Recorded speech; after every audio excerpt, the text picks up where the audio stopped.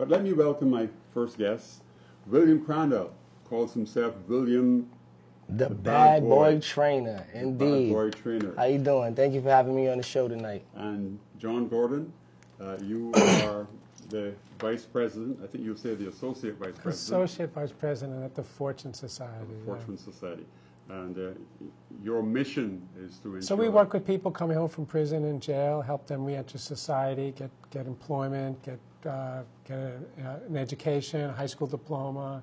We have a drug treatment program, housing, and alternatives to incarceration. And we also advocate for changes in the criminal justice system so that the situation that people are in, yes, hopefully will improve. Well, let's begin there, the criminal justice system. And my first question, of course, is to you. Should I call you William? Just call me the bad boy trainer. Yeah. If they Google it, that's how they'll find me. Bad boy trainer. That's what I like to be known by now.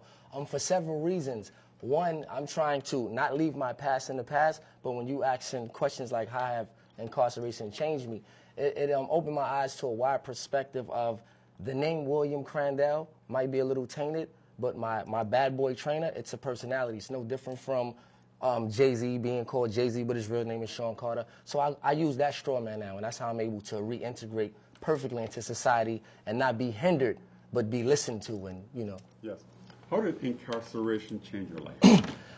Incarceration changed my life totally. It helped reshape me and further define me because I already had my college degree before I went to prison. So I was on a different spectrum than a lot of people going in through the penal system. It was a rites of passage for me. It put me in a mind frame and a mindset that you have to pull yourself up from the bootstraps and become a man. You have to resurrect yourself. You got to stop doing the things that you're doing, expecting the same results, and change yourself. So that's what prison did to me because it gave me the time to do that, 8.5 years. You discourage people from engaging in the certain types of behavior that would land them in prison. What was prison life like? Man. My best thing that I would have to say is this is as close as you can ever be to death. You're like a walking zombie. You have no mother and father, no more, so to speak, because it's only through phone. Maybe some jails not even contact. My first year, I wasn't able to touch anybody. It's through the glass. They sent me from New York to Oklahoma, from Oklahoma to Pennsylvania to Jersey. So I was in diesel therapy for 18 months before I even got to cop out or decide if I wanted to pick my drawer, whatever that case might be. So it's the conditions is terrible. I mean, the coldest day that you could think of, like colder than today, it's only 40 degrees today. But you might be woken up at 2 in the morning, German Shepherds on your bed. Shake down, everybody out. Out means out of the building. I don't care if you wear contacts, glasses, you need a cane or crutch. Get out now. All men moving. All men is 150 men on my block. Certain jails is more men. Terrible. You might be standing outside in the rain. Visits, you're getting stripped butt bone naked after you've seen your loved ones for however many hours you were allowed to, because if it was a fog, your parents or your loved ones could have been waiting in the parking lot till the fog cleared, then after that the count cleared. I mean, the food, terrible. We had something, excuse my French, called shit on a shingle. It was basically like beef and gravy. You didn't really want to eat that, but if you didn't have commissary, you had to make do. I stopped watching TV. Commissary? Commissary. That's basically your bank account as an incarcerated Scarface or as a convict. So what you do is commissary, you can even earn it, but most of the jobs are paying 35 cents, maybe $1.15 an hour if you're in Unicor. We'll talk about that later. Or if you have parents. But most of us, we don't really have resources. That's why allegedly we were doing crimes.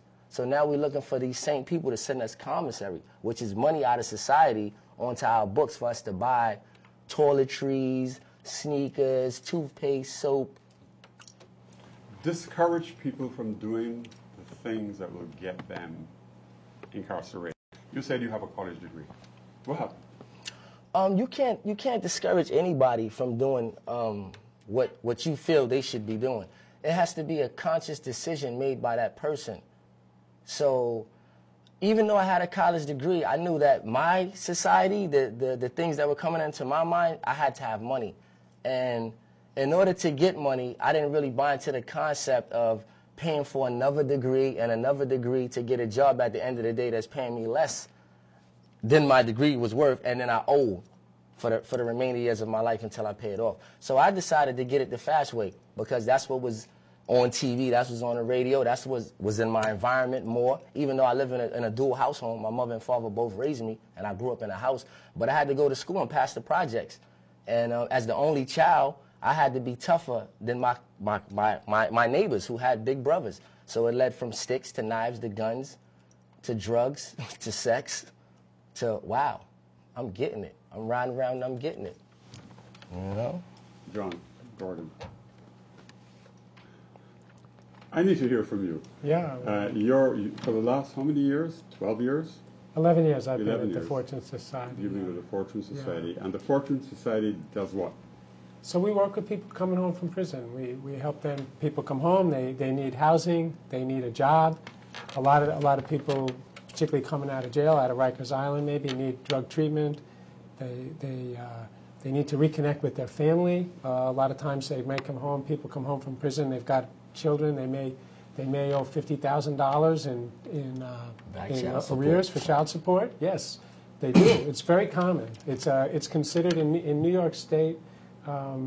If you go to prison, it's considered willful unemployment, and your child support just continues. The arrears continue to grow, and so when you come home from prison, and it's really a disincentive to reconnect with your family, right? Which is, of course, the thing that we all want and know is the best thing that can really happen, both for the family and for the person coming home. And the thing that we know is that people are going to come home, right? So right now there's 56,000 people in prison in upstate New York.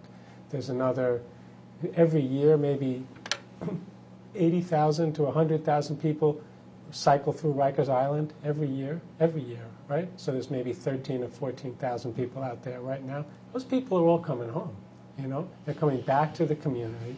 And so the system really, the conditions that Will was describing here, they don't really lead to prepare people to come back and be able to play a meaningful and constructive role in their community, support their family, have find the kind of job that will allow them to live a sustainable life, right? You come home, you go out, you get a job. One of the first questions that you're going to be asked is, have you ever been convicted of a felony? And so yes, and probably you're out the door. Or maybe they don't say, but then they never call you back, right? There's actually a campaign now going on around the country, really, and here in New York as well, called Ban the Box. The box refers to the little box that's check off if you've been incarcerated or convicted of a crime. Yeah. So the notion is that people, when they come in, that shouldn't be the first thing that you be asked, right? The question is, you come in and you're looking for a job at the Fortune Society, so okay, are you somebody that do you seem to have the skills and experience and the motivation to work well here? So okay, then maybe if I say yes, we have a good interview, then maybe I'll consider what are some of your background and stuff like that. But the notion is to ban that from initial consideration, so people aren't just screened out, because that's what happens. Exactly. People get screened out because of the conviction.